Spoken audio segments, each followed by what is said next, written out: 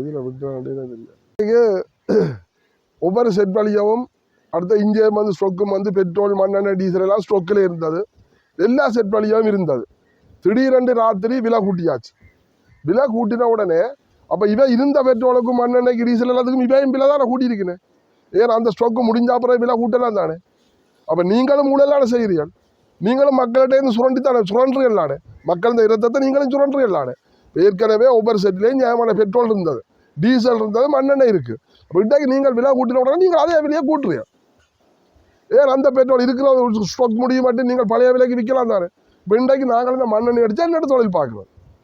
250 ரூபா 260 ரூபாய்க்கு மண்ணெண்ணெய் அடிச்சு இனிமேல் அதுக்கு ஓயில் கலந்து நாங்கள் என்னென்னு தொழில் பார்க்குறோம். எப்படி தொழில் பார்த்து நாங்கள் எங்கள்ட சிவியை தான் போகாட்டுறோம். கடத்தொழில் மக்கள் தான் எல்லாமே யோசிச்சு பாருங்க. ஐயா கடத்தொழில் அமைச்சர் அவர்களே, நீங்கள் எங்கே இருக்கிறீர்கள்?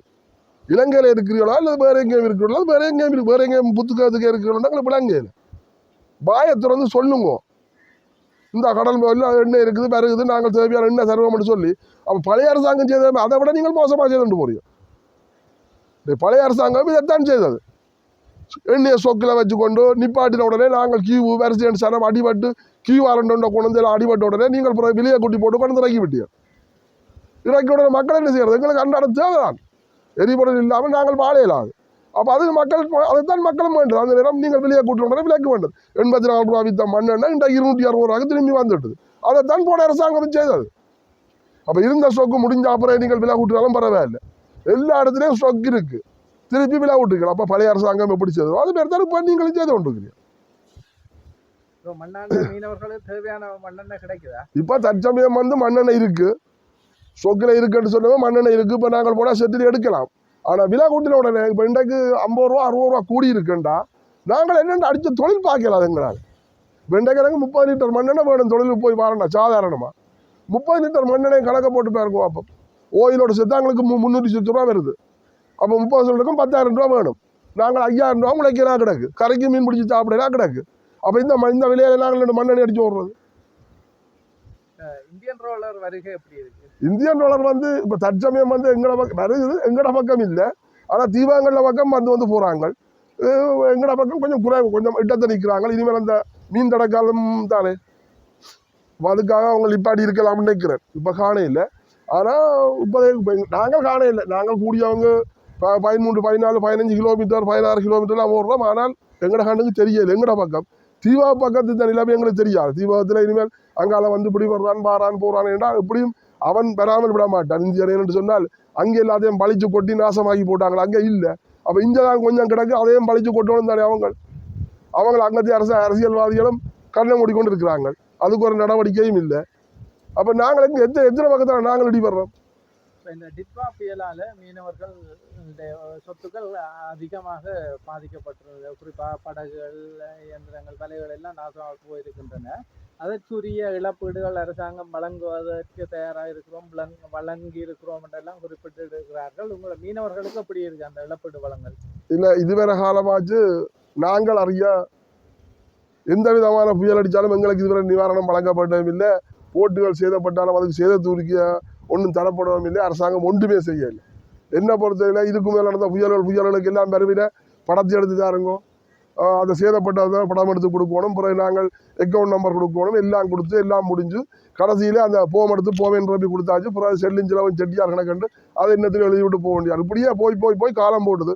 இப்போ டிக்பா புயலுக்கு வந்து தாரம் என்று சொல்லி எங்களது படகு வந்து கொழும்பில் இருந்து வந்து அடுத்த 2 நேவியால் அடுத்து எங்களது எஃப்ஐ மேலே எல்லாரும் வந்து பதிஞ்சு போட்டு போனவே கட்டாயம் இதுக்கு உங்களது இதுகளுக்கு வருமென்று சொல்லி அதை உண்மையின்படி அது வருமென்று சொல்லுகிறார்கள் தவிர இன்னும் இதுவரையில் எங்களுக்கு கிடைக்கல. ஆனால் கிடைக்கும் என்று ஒரு நம்பிக்கையான தகவல் சொல்கிறார்கள்.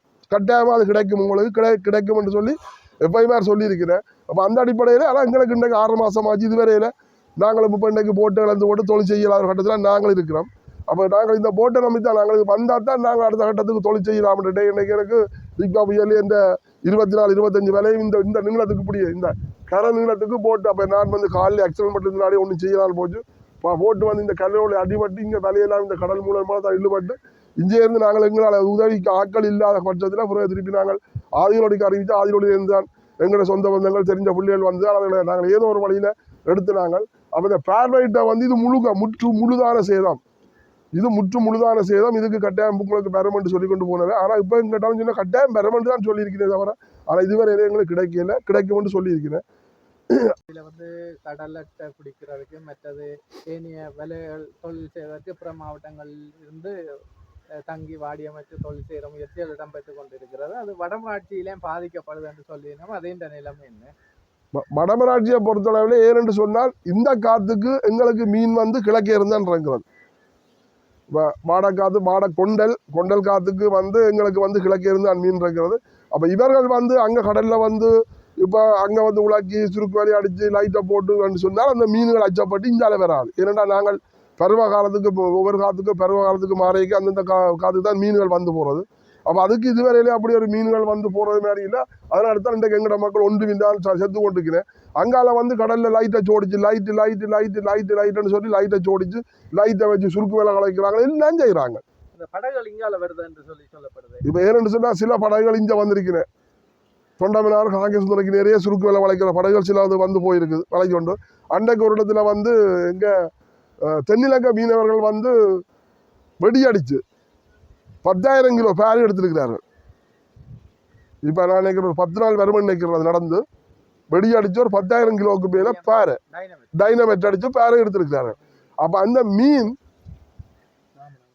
மாமுனையில வந்திருக்கு. அந்த மீன் வெடியடித்த மீன் புரியுமா தெரியும். அப்போ இதுகளை எல்லாம் நேவிக்காரனும் தான் எப்பயுமே எல்லாரும் பார்த்து தான் இருக்கிறேன். எங்கேயோ இருக்கிற கல்புட்டியில் இருக்கிற மீனவர் வந்து இந்த வெடி அடித்தது. கல்புட்டியில் இருக்கிற மீனவர் வந்து இந்த மாமலை கடலில் வெடி அடித்து 10,000 கிலோவுக்கு மேற்பட்ட பேரை கொண்டு வந்தது. அப்போ இதெல்லாம் யார் பார்த்து கொண்டிருக்கிறேன்? வெடியடிச்சு பிடிக்கிறது சட்டவிரோதம் அல்லது கற்பட்டியாக பிடிக்கிறதா பிரச்சனை? இல்லை இப்போ ஏனென்றால் எங்கட மக்கள் வந்து எங்கட மக்களுக்கு டைனமைட் அடிக்க தெரியாது. மீனுக்கு வந்து இவ்வளோ காலமாச்சு எங்கட மக்கள் போய் டைனமைட் அடிக்கல. அவியல் வந்து தான் எங்கட மக்களை கூட்டிக் கொண்டே டைனமைட் அடிக்கிறேன். அந்த டைனமைட் என்னன்னு சொன்னால் சுழியோடிக்கொண்டே பார்ப்பேன். எங்கட மக்கள் சுழியோட மாட்டேன், டைவிங் செய்யலாம். இப்போ 100க்கு 99% எங்கட மக்கள் டைவிங் தெரியாது, ஒரு சிலரை தவிர. அப்போ இவங்க போய் இப்போ பிக்ஸ் அடிச்சு இடத்துல ஒரு இடத்துல மீன் வளையுதுன்னு சொன்னால் சுழியோடி போய் பார்ப்பாங்க. பார்த்து மீன் வளையுதுன்ற உடனே வந்து போட்டு டைனமைட் அடிக்கிறாங்க, அடித்து போட்டு அள்ளிக்கொண்டு வராங்க. அப்போ தேவையான பெருமீனை அள்ளிக்கொண்டு அங்கே எத்தனையோ 1000 கிலோ கணக்கான குஞ்சு மீன் லஞ்சா அடுத்தடுத்த நாள் போய் பார்த்தால் கடலில் மிதக்கும். அப்போ இது எல்லாம் யார் செய்கிறான்? இதே உங்களால் தடுக்க முடியல. எல்லாரும் கண்ணை மூடிக்கொண்டான் இருக்கிறீர்கள். ஏன்னு சொன்னால் லாம்பை வச்சு சுருக்கு வேலை வளைச்சு லாம்பு வச்சவனுக்கு சுருக்கு வேலை கூப்பிட்டு சுருக்கு வேலை வளைச்சு அவன் தன்னைக்கும் எடுத்துக்கொண்டு இவருக்கும் போட்டிக்கு அள்ளி கொடுத்துட்டு போயிருக்கல. கரைக்கு வருது குஞ்சு மீனோட, இப்படி மங்கு சூடா மங்கு கீரை மீனோட வருது, குஞ்சு கணவையோட வருது. அதே அரெஸ்ட் பண்ண முடியல. அது பருத்திரையில் ஒரு பெரிய பிரச்சனையாகவும் போனது 3ஆம் நாத்து கேள்விப்பட்டிருப்பில் நினைக்கிறேன். சுருக்கு வேலை மீனோட வந்து 3ஆம் நாத்து பெரிய ஒரு பிரச்சனையாகவும் போய் கொண்டிருந்தது. அப்போ ஏன் அதை உடனடியாக இவர் சுருக்கு வேலை மீனோட வந்தோன்னா அவருக்கு நடவடிக்கை எடுக்க முடியல? ஏன் நடவடிக்கை எடுக்கல? சுருக்கு வேலையை வளைச்சு பிடிச்சா அப்புறமா அடுத்த நாள் பார்க்க அளவுறியான். அவன் அடுத்த நாள் சொல்கிறான், என்ன 10,000 ரூபா தானே, 10,000 ரூபா தான் ஒருக்கா வளைச்சுன்னு சொன்னால் 15-20 லட்சம் ரூபா உழைப்பேன், 10,000 ரூபா தானே என்று சாதாரணமாக சொல்லிட்டு போகிறான். அப்போ இது எங்கே போய் நிற்குது? மீனவர்களுக்கும் நீரியல் வளத்துறை அதிகாரிகளுக்கும் இடையில ஒரு சந்திப்பு ஒன்று நடத்த, அது இந்த நிலவரம் அப்படி இருக்கு. நீர்வளத்துறைக்கும் கடற்படை அதிகாரிகளுக்கும் இடையில சந்திப்பு நடக்கல. அவர்கள் சேர்ந்து கடற்தொழில் மக்களை சமாசங்கள் சங்க தலைவர் சமாச தலைவரை கூப்பிட்டு ஒரு கலந்துரையாடல் செய்தவன். அந்த கலந்துரையாடல் வந்து பயனற்றது. அதுதான் நான் வேலைக்கு சொல்றேன். எங்களை மக்களை கூப்பிட்டு அலக்களிக்கிறது. உங்கள்கிட்ட சட்டம் இருக்கு, நீங்கள் சட்டத்தை நடைமுறைப்படுத்தலாம். ஏன்னா நாங்கள் வேற உடனே நேவி போய் ஆக்களை பிடிக்கணும். நேவி பிடிக்க தேவையில்லை. நாங்கள் நேவியை போய் கெஞ்ச ஐயா லைட்டு போடுறாங்க ஐயா பிடிங்கன்னு சொல்லி கெஞ்ச தேவையில்லை. நீங்கள் சட்டத்தை நடைமுறைப்படுத்துங்க. ஒவ்வொரு சங்கத்துக்கு அறிவிங்க, இந்த தொழில் தடை, இந்த தொழில் செய்தால் கடை முடியாத நடவடிக்கை எடுப்போம். சங்கம் நிப்பாட்டும். சங்கம் இல்லை இவர் மீறி ஒரு ஆள் 2 பேர் செய்யணும்னு சொன்னால் அவர் இனங்காட்டுறாமல் நடவடிக்கை எடு. புரியாது ஐயா, நீங்கள் எங்களை கூப்பிட்டு அங்கே அழைக்கிறீர்கள். சட்டம் கூட இல்லாத கிடக்கு. புரியலப்பா, சட்டத்தை நடைமுறைப்படுத்தலாம் உங்களால் நீங்கள் தெரியுறீங்க. இதுதான் ஐயா முறை. மிஷின்கள் சுருக்கு வேலைக்கு வந்து விதிக்கப்பட்ட தடையை விட ஆனால் வந்து குளை வச்சு கனவாய் பிடிக்கிறத வந்து கண்ணும் காணாமலும் அரசாங்கமும் நேர்வு இருக்குது. அதில் வந்து குறிப்பாக வந்து தாடி பக்கத்தில் அந்த நல்ல தண்ணி திட்டம் அனுமதி கொடுத்தபடியால் அதால் வந்து ஏதாவது கை விட்டல் இல்லை அவங்கள பார்த்தும் பாராமல் இருக்கிற காரணம் ஒன்று. ஐயா, நாங்கள் இந்த தாலியாடி நல்லடி திட்டத்தை நாங்கள் எதிர்த்துறாங்க. நாங்கள் சம்மேளனத்தில் இருக்கேங்க நான் யாழ் மாவட்ட சம்மேளனத்தில் நான் முதல்வராக இருந்தேன். அப்போ அதை வந்து நாங்கள் ஈர்த்துறாங்க. என்னென்னு சொன்னால் அந்த நீர் எடுத்து நல்ல தண்ணி கடல் நீர் எடுத்து நல்ல தண்ணி ஆக்கினால் 100க்கு 50%, 50% நல்லெண்ணியாக வரும், 50% கடும் சொரிவான உப்பாக வரும். உப்பாக வரையக்கு இல்லை. அந்த உப்பு எங்கே கொட்ட போறீங்க இல்லைங்க? அந்த உப்பே எங்கே கொட்டிவியால் நிலத்தடியை கிண்டி நிலத்தினால போடுறீர்கள். அப்போ அந்த சுற்று வட்டாரமே பாதிக்கும். அந்த உப்பு சவரால் சுற்று வட்டாரமே பாதிக்கும். அதவே கடல்லையும் கொட்டிடாது. கடலில் கொட்டினால் மீன்கள் முறுக்கறி உப்பு முருகறி மீன்கள் சிறுத்து மீன்கள் சாகும். உப்புச்சரிவு கூடிச்சுன்னு சொன்னார். ஏன்டால் இப்போ நாங்கள் ஒரு தண்ணியை குடிக்கிறோம், குளோரின் கண்டபடி கூடுதாங்களால் குடிக்க முடியுமோ? குடிக்கலாது. அதே மாதிரி தான் இந்த உப்புச்சரிவை கடல்லையும் முடியலாது. அதை நிலத்தில் விட்டால் அந்த நிலத்தடி முழுக்க பாதிக்கும். இதுக்கு வந்து அங்கே உள்ள சில ஆட்கள் சில அமைப்புகள் கையூட்டல் வேண்டிக் கொண்டுதான் இந்த நல்லெண்ணெய் திட்டம் உண்மையின்படி அது நிறைவேற்றப்பட்டது. அது அங்கே இருக்கிற சில பேர் இதில் ஒடுதல் 2 பேரில் ஒரு 5-6 பேர் சம்மந்தப்பட்டு அவைகளுக்கு ரகசியமான முறையில் கையூட்டல் போய்த்தான் அவை இந்த நல்லெண்ணெய் திட்டத்துக்கு சம்மதிக்கப்பட்டது. அதில் வந்து படகுகள் கொடுக்கப்பட்டது. தொழிலாளிகளுக்கும் படகுதாரன்னு சொல்லி ஆசையை காட்டி தொழிலாளிகளுக்கும் 40 வருஷம் இன்ஜினும் படகுகளும் கொடுக்கப்பட்டது. சில ஆக்களுக்கும் படகுகள் கொடுக்கப்பட்டது. அது தெரியாமல் விற்கப்பட்டு இருக்கு. இப்போ இன்றைக்கு நல்லெண்ணெய் திட்டம் எங்களுக்கு பாதிப்பு. அப்போ அதை வச்சுக்கொண்டு இப்போ நீங்கள் என்ன கேட்டீங்க? கடவை பிடிக்கிறது வந்து அங்கே இல்லை, மணற்காடு துவக்கம் மாமுனை செம்பியை பெற்று வரைய வைக்கிறேன். ஆனால் கூடுதலாக வந்து மணற்காடு மாமுனை தாலியடி தான் கூடுதலாக குளிய வைக்கிறேன். குளிய வைக்கிறது வடிவாக தெரியும். வேணும்னு சொன்னால் கண்ணாக்குழியை வட்டிக்கொண்டு எங்கே போகணும்? எல்லாருக்கும் தெரியும். கண்ணாக்குழியை கொண்டே போட்டில் ஏற்றி கொண்டு போனால் பப்ளிக்காக தெரியும் எல்லாருக்கும். கடவை கூட கொண்டு போகிறான்னு சொல்லி அதை நேவிக்காம்பு பக்கத்தாலே கொண்டு போகிறாங்க. எத்தனையோ சொல்கிறாங்க நேவிக்கு. இப்போ நேவிக்காம்பு பக்கத்தாலே கொண்டே தள்ளுறாங்கன்னு சொன்னால் அவன் கண்ணும் கடை தான் இருக்கிறேன். உண்மையின்படி சில நேரத்தில் கையூட்டுகள் நடக்கலாம். கையூட்டுகளை வேண்டிக் கொண்டு கண்ணு காணாமல் இருக்கலாம். அதில் இதுலேயே நாங்கள் தலையிடுவார்னு சொல்லிவிட்டு கண்ணு காணாமலும் இருக்கலாம். அது எங்களுக்கு கணக்காக சந்தேகங்கள் இருக்கு. உண்மையின்படி ஒரு கனவாக்குழையில எங்களுக்கு இந்த விலை ஒன்று விழுவா இருந்தால் அந்த குறைஞ்ச அந்த அவளுக்கு ஒரு 10,000 ரூபா தட்டும் நட்டம் பெறும். அந்த கனவாக்குழி ஒன்றில் விலை விழுமா இருந்தால் 10,000 ரூபாய்க்கு மேலே நட்டம் பெறும். ஏனென்று சொன்னால் அவன் 10 ரூபா பேக்கில் மண்ணை கட்டி அதுக்கு மேலே கண்ணாக்குழை நிற்கும். அதில் ஒரு காவி விட்டுருப்பான். அதில் போய் எங்கட விலை விழுந்தா என்ன செய்யும்? நீருக்கு வளைஞ்சு கொண்டு போகிற விலை விழுந்தா என்ன செய்யும்? அவளாம் செய்யலாம். இரண்டாவது போகிற 2 விலையந்த விலையை வந்து 17,000 ரூபா. 2 விலையந்த விலையை 17,000 ரூபான்னு சொன்னால் அது எப்படி 4-5 விலை பாதிக்கப்படும். அப்போ எங்களால் எவ்வளோ நட்டம் பெறும்? இனிமேல் நாங்கள் வந்து திருப்பி எங்கேயாவது அவன்கிட்ட மாதிரி இவன்கிட்ட மாதிரி திருப்பியும் விலையை எடுத்து தொலைச்சு கொண்டு போகலாம். திருப்பியும் இப்படித்தான் நடக்கும். அப்போ இதான் வந்து சட்டங்கள் இருக்குது. சட்டத்தை நடைமுறைப்படுத்துறதுக்கு அரசாங்கம் தயாரில்லை. அர்ஜுனா தம்பி அவர்களுக்கு ஏற்கனவே நாங்கள் உங்களை மயிலட்டி கடத்தொழிலாளர் கூட்டுறவு சங்கத்தில் உங்களை சந்தித்து கதைச்சினாங்க. சில எங்கிருந்த கடத்தொழில் சம்பந்தமான பிரச்சனை கூட கதைச்சினாங்க. நீங்கள் அதில் சில தகவல்களை சொல்லி போட்டு நான் ஜனாதிபதியை சந்திக்கிறதுக்கு ஒரு ஏற்பாடு ஒன்று செய்தார். நீங்கள் தயாரோண்டு கேட்க அதில் இருந்த மக்கள் எல்லாரும் ஓமெண்ட் சொன்னது. அன்றைக்கு போன அர்ஜுனா போகிறது தான் இன்றைக்கு மாதிரியே இல்லை. ஆனால் இன்றைக்கு அர்ஜுனா ஏதோ நான் லூசு வளர்த்து லங்காச்சு கொண்டு தெரியுது. எங்கே என்ன கதை? ஒரு பாராளுமன்ற உறுப்பினர் என்று சொன்னால் மக்களுக்கு தேவையானதை கதைக்கணும். இந்த இடத்துல இந்த மக்களுக்கு என்ன தேவை, இது இதில் செய்யப்படையில அந்த முதல் சில நேரங்களில்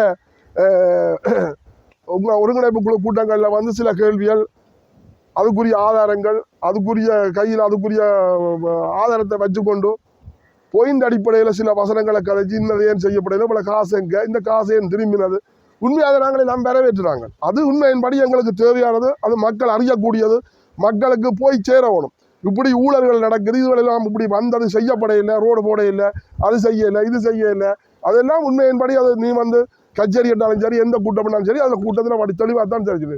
ஆனால் இன்றைக்கு லூசன் பைத்தியக்காரன் மாதிரி ஏதோ எல்லாம் கழிச்சு கொண்டு தெரிகிறேன். ஏன்னு சொன்னால் தேவையில்லாது. நீங்கள் ஒரு உண்மையின்படி ஒரு டாக்குத்தர், அடுத்தது வந்து ஒரு பாராளுமன்ற உறுப்பினர், உண்மையின்படி இவ்வளோ மக்களை உன்னே 27,000 பேர் போட் போட்டு உன்னே பாராளுமன்றத்துக்கு அனுப்பினது. அப்படியாக்கொத்த ஒரு கௌரவ இடத்துல இருந்து கொண்டு ஒரு கேவலமான கதைகளை கதைச்சு கொண்டு செய்கிறேன். நான் ஏற்கனவே சந்தி கேட்க சொன்னேன். ஏற்கனவே சொல்லியிருந்தவர் கூட நியூஸ் நான் அடிக்கடி பார்க்குறேன். சில நேரத்தில் என்ன நீங்கள் தாக்கி கதைச்சிருக்கீங்கன்னு சொன்னவர். நான் சொன்னேன், நீ நல்லது கதைச்சா நல்ல மாதிரி கதைப்பேன், நீ சரியில்லாத கதைச்சா உன்னை தூசணம் தலையும் பேசுவேன், கெட்ட மாதிரியெல்லாம் பேசுவேன். நீ நல்ல மாதிரி செய்தால் நல்லதுன்னு சொல்லுவேன். ஆனால் நீ வளம் மாதிரி கதைப்பியாக இருந்தால் உன்னை நான் கேவலமாக கதைப்பேன் சொல்லித்தான் நான் விட்டுனான். அதே மாதிரி இன்றைக்கு இந்தியாவில் சங்கீதாவை பற்றி கதைக்கிறேன், இஞ்ச கயந்திரமாரை பற்றி கதைக்கிறேன், அதை பற்றி கதைக்கிறேன். இது கதைக்கவும் நீ பாராளுமன்றத்துக்கு வந்தேன். இந்த மக்களுக்கு எவ்வளவு செய்யணும், என்ன ஒன்று செய்ய வேண்டி இருக்குது. அவன் செய்யாட்டியும் செய்ய தவறினாலும் அதை நீ போய் அடிபட்டு பிரச்சனை பண்ணி இடத்துல செய்யத்தான் வேணும். இது உண்மையின்படி செய்யணும் சொல்லி ஏன் அதை உண்டால முடியல. கதைச்சாப்புற நிப்பாட்டாத, கதைச்சுப்பட நிப்பாட்டாத. ஏனப்பா பெண்களை பற்றி கதைச்சுட்டு இருக்கிறேன்? ஏன் உண்ட மானமரியாதை இழந்து கொண்டிருக்கிறேன்? நீ ஒரு கௌரவம் உண்ட எத்தனையோ சில மக்கள் வந்து ஒரு கௌரவமான நல்ல நம்பிக்கையை வச்சிருந்தது. ஆனால் இன்றைக்கு நீ கதைக்கிற பார்த்தா எங்களுக்கு அறுவரை பார்க்குறேன்.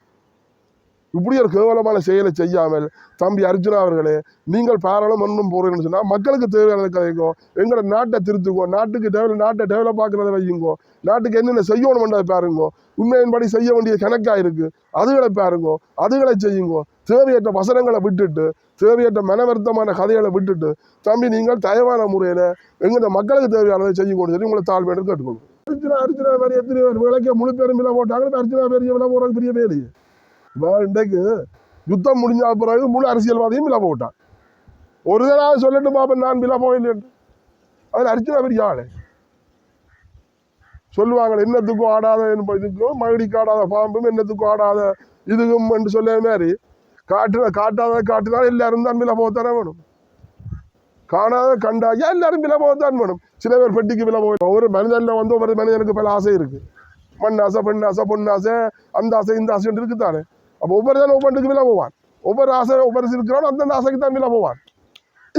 எல்லாரும் சொல்றாங்க விலை போட்டாங்கன்னு சொல்லி, எங்களுக்கு அது எங்களுக்கு தெரியாத விலை போனவரை விலை போயில்லைன்னு சொல்லி. ஆனால் போற போக்க பார்த்தால் விலை போயிருக்கலாம் என்ற சந்தேகமாக இருக்கு எங்களுக்கு. உண்மையின்படி அவர் விலை போனார போயில எங்களுக்கு தெரியாது. ஆனால் எந்த அரசாங்கம் வேற விலைக்கு வேண்டியது முழு பெரும் விலை போனாக்கலாம். இன்றைய தமிழனுக்காக, தமிழ் இனத்துக்காக, தமிழ் சுயாட்சிக்காக, தமிழ் இதுக்காக யார் கதைக்கிறான்? தமிழ் தேசியத்துக்காகவன் கதைக்கிறான். இன்றைக்கு நாங்கள் சேர்த்து கொண்டிருக்கோம், நிலம் பறி போய் கொண்டிருக்கு. இன்றைக்கு நான் வந்து எந்த பூர்வீகம் வந்து நான் வல்லெடுத்துறேன் ஆதியோலடி. நான் வந்து இருக்க வந்த 78ஆம் ஆண்டு இந்த தொண்டவிழாத்தில் இருக்க வந்தேன். அதிலே இருந்து நான் இந்த தொண்டவிழா சங்கங்கள் எல்லாத்திலையும் சேர்ந்து மக்களுக்காக எவ்வளோ செய்யணுமோ நாங்கள் செய்து கொண்டு இருக்கிறோம் முடிஞ்சளத்துக்கு. ஆனால் அந்த நேரத்தில் வந்து மழை வெள்ளம் போட்டு தொண்டவிழாவில் தண்ணி மழை வெள்ளம் கூடின உடனே வந்து அந்த இடக்காடு தம்பால பக்கத்திலேருந்து கத்தியல் பொல்லுவல் கொட்டனோடு எல்லாரும் வருவார்கள். மக்கள் வந்து இவ கதவு துறக்காட்டி அடி போடுவார்கள். அடி போட்டுக்கு தான் கதவு துறக்க வைக்கிறேன். ஏனென்று சொன்னால் இந்த தண்ணி வந்து கடலில் ஓடி பாஞ்சாதான் அங்கே உள்ள தண்ணி பற்றி கொடுக்கும். அந்த மக்கள் வடிவா ஜீவிக்கலாம். அப்படி தண்ணி ஓடி கதவு துறக்கலன்னு சொன்ன உடனே உள்ளடமெல்லாம் தண்ணி நின்று அங்கே பயிர் வைக்கலாம். தண்ணி நெடுக்க ஒரே காலங்காலமாக தண்ணி வந்து நின்று பற்றி கொண்டு போனால் பயிர் வைக்கலாம். காலங்காலமாக அந்த தண்ணி நிற்க மாதிரி தான் என்னென்று பயிர் வைக்கிறது. கடைசி மட்டும் பயிர் செய்யலாது. தண்ணிக்கு எப்படியும் பயிர் அழகி தான் இருக்கும். அதே மாதிரி இன்றைக்கு இவங்க இதில் இந்த கதவை கொங்கிரீட் போட்டு இன்றைக்கு கதவை அடித்தாங்களோ, கரவட்டி துவக்கம் கரவட்டியில் இருந்து இன்றைக்கு எத்தனையோ கிராமம் இதால் பாதிக்கப்பட்டிருக்குது. அதை நம்பி இருக்கிற ஆத்திர மீன் கால் நண்டு பிடிக்கிற மக்கள் இன்றைக்கு நல்லடி திட்டம் ஒன்று ஆக்கப்பட்ட நல்லடி திட்டம் ஒரு போர்வையில் இந்த தொண்டமிழாறு எரிகேஷன் பாலத்தில் வந்து கொங்கிரீட் போட்டு இன்றைக்கு கதவை வச்சு அடைச்சே இருந்து இன்றைக்கு அதை நம்பி இருக்கிற 1272 குடும்பம் நாங்கள் இருக்கே கணக்கெடுத்துறாங்க. இப்போ எல்லாம் குறைஞ்சிட்டுது. 1272 குடும்பம் இன்றைக்கு பாதிக்கப்பட்டிருக்கு. இன்றைக்கு இல்லாட்டி உண்மையின்படி மார்கழி, தை, மாசி, பங்குனியில் குறைவு ரால் பிடிச்சு குவிச்சு விடுறது. ஒரு 10 லொரியில தண்ணி ஏற்றக்கூடிய ரால் குவிப்பாங்க. அப்படித்தான் அதில் ரால் மாறது, வெள்றால். அப்படித்தான் இந்த உழைத்த மக்கள் அந்த ஆற்றை நம்பித்தான் இவ்வளோ பேர் உழைச்சு அந்த பேர் தான் செல்வாக்காக செழிப்பாக இருந்தவங்க. ஆனால் இன்றைக்கு ஆறு அடைக்கப்பட்டு அதில் வந்து மீனும் இல்லை, ஆறு சுற்றிப்பத்தி அதில் போய் கால் வச்சால் ஒற்று மனம் சக்தி தான் பெறும். சிலது கஷ்டத்தின் மத்தியில் சில மக்கள் உண்மையின்படி ஒன்றுக்கும் வழி இல்லை, கஷ்டத்தின் மத்தியில் அந்த சேத்துலேயும் போய் காலை வச்சு சில ஒரு 4 ரூபாவோ 5 ரூபா 10 ரூபா 100 ரூபா உழைக்கணும், தட்ட குடும்பத்தை பாதுகாக்கணும்னு சொல்லி அதுகள் போய் சிலது அதில் இருந்து செத்து கொண்டிருக்கிறோம். கடி அதில் எத்தனை பேருக்கு கடி வருத்தங்கள் எல்லாம் வந்திருக்கு. அப்போ இதுகளை எல்லாத்தையும் யார் எடுக்கிறான்? யார் கவனம் எடுக்கிறான்? நல்லெண்ணெய் திட்டம் சீலையை கிழிச்சா வச்சிருக்கேன். நல்லெண்ணெய் திட்டம் போர்வையில் கேட்டா சொல்லி அது நல்லெண்ணெய் ஆச்சு, அங்கே அது நல்ல நீஞ்சதான்.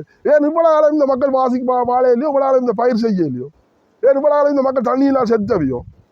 அவன் இரணமடு குளத்திலேருந்து யாழ்ப்பாணத்துக்கு தண்ணி போனால் தண்டை பொடியை தான் தாண்டி போகணும்னு சொன்னவன் அப்படி இருக்கேக்கில்ல. நீங்கள் இதை வந்து இப்படி கேவலமான முறையில் செய்து வச்சிருக்கீங்க. இன்றைக்கு நல்லெண்ணெய் திட்டம்னு சொல்லி தான் தாலையடியில் கோடிக்கணக்கில் லஞ்சத்தை கொடுத்து இன்றைக்கு தாலையடியில் நல்லெண்ணெய் திட்டத்தை போட்டு வச்சுக்கிய. குடிநீர் தான் வச்சுக்கிய. ஏன் இவ்வளோ காலம் இந்த குடிநீர் இந்த மக்கள் வாழே இல்லையோ? செல்லஞ்சல் இதை விட படியா செல்லஞ்சலிப்பாக வாழ்ந்த மக்கள் எல்லாரும் உண்மையாக அந்த உத்தியோகத்தர் வேலை எல்லாம் செக்கலுக்கு 6 மணிக்கு பிறகு வந்து 50 ரூபாய்க்கு சந்தோஷமா வேண்டி கொண்டு வாங்க, 1 கிலோ 1.5 கிலோ இறால் வேண்டிட்டு போவாங்க 50 ரூபாய்க்கு. ஆனால் இன்றைக்கு 1000 ரூபா கொடுத்தாலும் இறால் பண்ண முடியல, அந்த இறாலை சாப்பிட மாட்டாங்க. அந்த மனம் எனக்கு சேறு சுற்றி. அப்போ அதுக்குள்ள பிடிக்கிற இறாலை நாட்டே இந்த மக்கள் என்னென்று சாப்பிட்றது? உண்மையின்படி அதில் ஜீவிக்கிற மக்கள் சரியான பாவம். வருத்தத்திலேயே செத்து போடுங்க, கடி வந்தே செத்து போடுங்க. அப்போ இதே எல்லாமே யார் கணக்கெடுக்கிறான்? தண்ணியை திறந்து விடு, 2 திறந்து விட மாட்டாங்க. ஏற்கனவே நான் சமாசத்தில் தலைவராக இருக்கேங்கல்ல, தண்ணி பத்தி மீன் முருகி உப்பு முருகி மீனெல்லாம் செத்து ஒதுங்கும். மக்கள் எல்லாம் போய் மீனெல்லாம் எடுக்குதல், பொறுக்குதல், வெள்ளை வரையும் பொறுக்குதல், உறவாக்கா பொறுக்குதல். உடனே சில அடுத்த நாள் 2ஆம் நாள் அறியப்படுது, இந்த மீனெடுக்கு சாப்பிட வேண்டாம், சாப்பிட்டால் சில நேரத்தில் வருத்தங்கள் வரலாம்னு சொல்லி மக்கள் வயதில் பிறகு வேண்டாம். அப்போ நான் போய் பார்த்து போட்டு சொன்னான், முதல் கதவை கிளப்புங்க, கதவை திறந்து விட்டால் கடல் தண்ணி உள்ளுக்கு ஏறும், உள்ளுக்கு ஏறினா இந்த மீனெல்லாம் தப்பிவிடும் என்று சொல்ல எஜுகேஷன் டிபார்ட்மெண்ட் சொல்லுது அது துறக்கலான்னு சொல்லி. அப்போ நான் உடனடியாக எங்கள் ஏஜிஏக்கு அறிவிச்சினான், ஜாழ் மாவட்ட கச்சேரி அரசாங்க அதிபருக்கு அறிவிச்சினான், பருத்தித்துறை இராணுவத்துக்கு அறிவிச்சினான், பலாலி இராணுவத்துக்கு அறிவிச்சினான், பலாலி போலீஸ் எல்லாருக்கும் அறிவிச்சினான், எங்கள் அரசியல் கட்சி எல்லாருக்கும் அறிவிச்சினான், அரசியல் கட்சி எல்லாருக்கும் அறிவிச்சினான், அது இபிடிபிக்கும் அறிவிச்சினான், எல்லாரும் வந்தவர். ஆனால் ரங்கனும் வந்தவர் தான், ஐங்கரநேசன் வந்தவர்கள் தான், எல்லாரும் பார்த்தவர், சிவாலிங்கம் வந்ததான். அப்போ என்ன மாதிரி பிரச்சனைன்னு சொன்னால், அந்த மீன்கள் சேர்த்து தண்ணி கூழ் மாதிரி இஞ்சால அந்த வேர்க்க அந்த இது இஞ்சால பரவுது சன்னதி கோயில் பக்கம். அப்போ அதுக்கு நான் சொன்னேன், இந்த நீர் அங்கால போனாலும் இதில் சன்னதியில் குளிக்கிற சனம் அதுகளுக்கு அப்புறம் கடிகடி வர வேண்டிய. அப்போ எம்ஓஜி சொல்கிறார் அது கடி வந்த அப்புறம் பார்ப்போம், நாங்கள் மருந்து கொடுப்ப வேண்டும். அதில் சிவாலிங்கம் எம்ஓஜிக்கு அடித்தது திடீரெண்டு அப்புறம் அடி விழுந்தது என்று கேட்டால் வருத்தம். அது அவர் என்ன சொல்கிறார், அதுக்கு ஏதாவது மருந்த தொழிலும் கூட சொன்னவர், நீ வருத்தம் வந்த அப்புறம் பார்ப்போம்டா நீ ஒரு எம்ஓஜி ஒன்று சொல்லி எம்ஓக்கு அடித்தது. உடனே சிவாலிங்கத்தை பிடிச்சி தலை விட்டேன், நாங்கள் என்னத்துக்கு பிரச்சனை, அப்புறம் நீங்களே அடிவரைன்னு சொல்லி அதனால சிவாலிங்கம் அடித்தது சரியா இல்லை. ஆனால் சிவாலிங்கத்தை அப்புறம் பிடிச்சி விட்டுட்டு அப்போ பார்த்தா ஒன்றுக்கு மணியில் அவங்க கதவை துறக்க மாட்டேன்னு சொல்லி போட்டாங்க. அப்போ எங்கே தொடக்க இப்படி பிரச்சனை, நீங்களை எனக்கு ஒரு உதவி செய்யணும், என்ன ஒரு இடம் எனக்கு நீங்கள் ஜேசிபி ஒன்று பிடிச்சி விடணும், நான் 6 வட்டி தண்ணி உள்ளுக்கு விடணும் தான் வந்தால் யோசிச்சு போட்டு சரி தான் அதை ஜேசிபி பிடிச்சி விடணும்னு சொல்லி நான் அவர் ஜேசிபி விட சாப்பாடெல்லாம் நாங்கள் கொடுத்து 6 வெட்டினாங்க. 6 வெட்டி போட்டு நாங்கள் இதாவும் கடல் வெள்ளம் பெருகி கொண்டு வருது, நாங்கள் இங்கே திறந்து விட்டாச்சு, வெட்டி பருவம் திறந்து விட்டுறான். திறந்து விட்டு அங்கே போனான், இரிகேஷனுக்கு போனான், இரிகேஷனை போட்டு இரிகேஷன் இருந்த கூப்பிடுப்பா கதவை திறந்துறான். கதவை துறக்காட்டி நீ உனக்கு அடி போட்டுட்டு நாங்கள் கதவை துறப்போம்னு சொன்னாங்க. அதுக்கப்புறம் பெடியன் பயத்தில் ஓடி வந்து 7 கதவை திறந்து விட்டது. 7 கதவை திறந்து விட்டோட தண்ணி எங்கே போனது, மண்டான் வரைக்கும் போனது. அடுத்த நாள் போய் பார்த்தால் மீன்களை காணையில். அவ்வளோ சந்தோஷத்தில் மீன் எல்லாம் வடிவா செத்து அரவுசில் இருந்த மீன் எல்லாம் வடிவா தெரியுது. அப்போ இன்றைக்கு இதை ஆர் செய்கிற பிள்ளை எழுதுகள் எத்தனையாயிரம் குடும்பம் இதை நம்பி இருந்த குடும்பம் இன்றைக்கும் அதே நிலைமைக்கு தான் வந்திருக்கு. ஆடி ஆவணியில் கடல் பொருள் நல்ல அபத்தம் பத்திரம் முகம் குடிக்கலாம், முகம் குடிக்கலாம், அவ்வளோ நாத்தம் நாரும். அப்போ இவங்கள் எல்லாம் பிஹெச்ஏ எம்ஓச்சே பிறகு வட்டா சொன்ன சுகாதார பிரிவு இதுபோல தெரியாது, அந்த தண்ணியை எந்த காலத்தில் துறக்கணும், எந்த காலத்தில் தண்ணியை உள்ளுக்கு விடணும்னு சொல்லி. எப்படித்தான் ஆய்வு செய்தாலும் அந்த உப்பு சரிவு கீழே இருந்து நிலத்தடி நீர் உப்பாக தான் இருக்கும். மேலாளருக்கு நல்ல மழை தண்ணி நிற்குமே தவிர நிலத்தடி நீர் கீழே அங்கே நிலமட்டம் கீழே அதுவும் படபடியாக உப்பாக தான் இருக்கும். இது எப்படித்தான் ஆய்வு செய்தாலும் உப்பு சுவர் காட்டித்தான் இருக்கும். இதால் எங்களோட மக்களை போட்டு சாகடிக்கிறாங்க. இதுதான் யதார்த்தம்.